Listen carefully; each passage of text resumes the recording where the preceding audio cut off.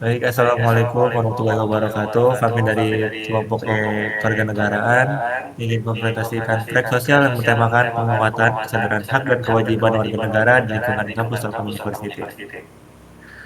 Di sini kami beranggota saya sendiri, Fazla Dwi Kasim Mahathir.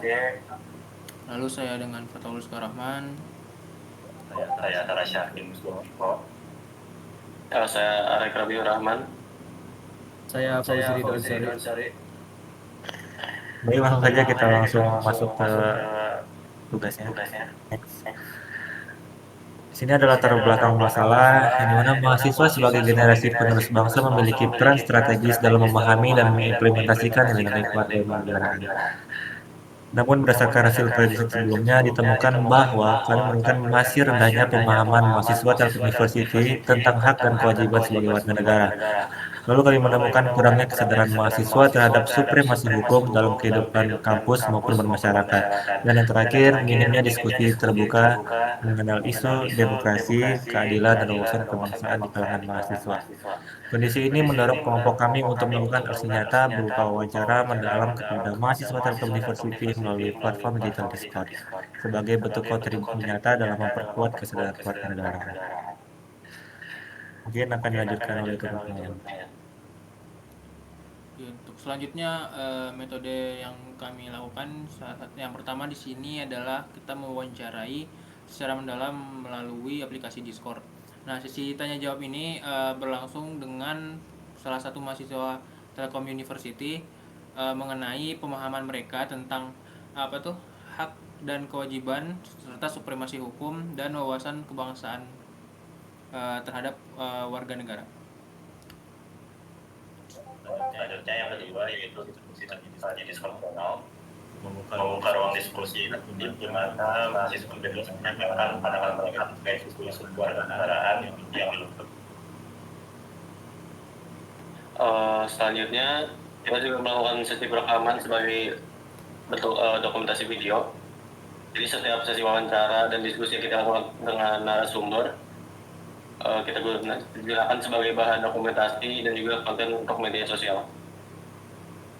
Oke, selanjutnya ada penyebaran materi edukasi digital. Nah, di sini kita berbagi infografis, ringkasan materi, dan referensi bacaan terkait hak dan kewajiban warga negara melalui channel Discord.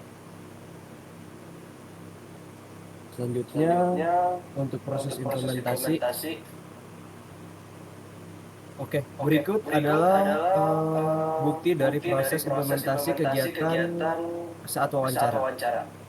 Jadi saya mau nanya, menurut Abang apa yang dimaksud dengan supremasi hukum?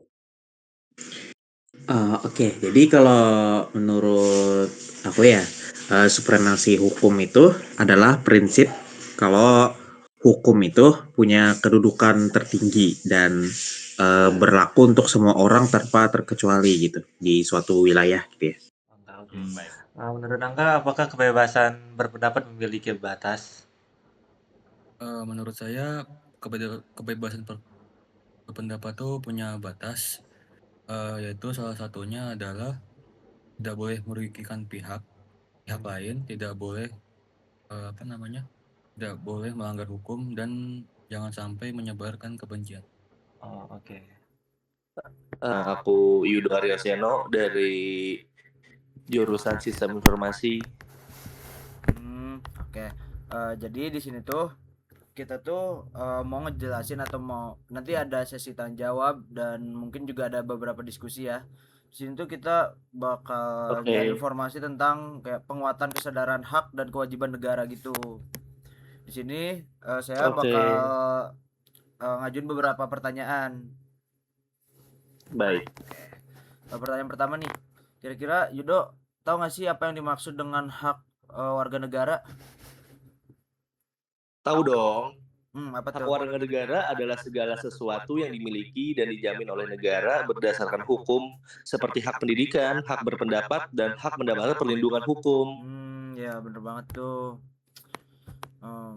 Oke, dalam kewajiban sehari-hari itu adalah hak dan kewajiban itu harus saling berkaitan dan harus berjalan seimbang agar terciptanya kehidupan masyarakat yang tertib dan adil. Seperti itu.